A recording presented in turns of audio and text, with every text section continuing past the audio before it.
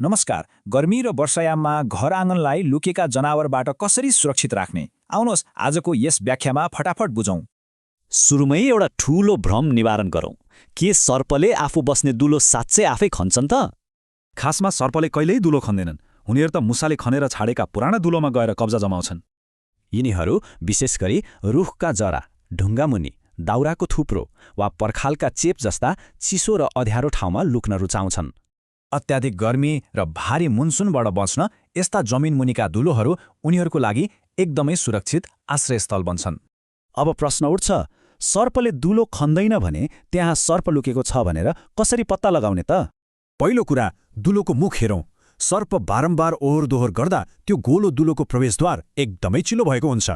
सर्पले खन्न नसक्ने हुँदा दुलोको वरिपरि भर्खरै निकालेको ताजा माटो छरिएको छैन भने त्यो पक्कै सर्पको वासस्थान हो। अझ पक्का प्रमाण भनेको दुलो बाहिर सर्पको केन्चुली भेटिनु वा माटोमा लामा र लहरदार डोबहरू देखिनु हो। अनि एउटा रोचक कुरा, यदि वरपर धेरै मुसा छन् भने सर्प स्वतः आकर्षित हुन्छ, किनकि त्यो त सजिलो शिकार हो। यहाँनिर मुख्य भिन्नता बुझ्न जरुरी छ। दुलो बनाउने मुसा र त्यसमा कब्जा जमाउने सर्पको सङ्केत एकदमै फरक हुन्छ। मुसाको दुलो बाहिर ताजा माटो, साना पाइला, खानाका टुक्रा छरिएका हुन्छन् र हल्का गन्ध पनि आइरहेको हुन्छ। ठिक उल्टो, सर्प बस्ने डुलोको मुख एकदम सफा र चिल्लो हुन्छ, जहाँ घस्रिएका डोभ बाहेक अरू केही हुँदैन। यी साधारण कुरा थाहा पाउँदा परिवार सुरक्षित रहन्छ अनि आत्तिनुको सट्टा समयमै उद्धार टोलीलाई खबर गर्न सकिन्छ।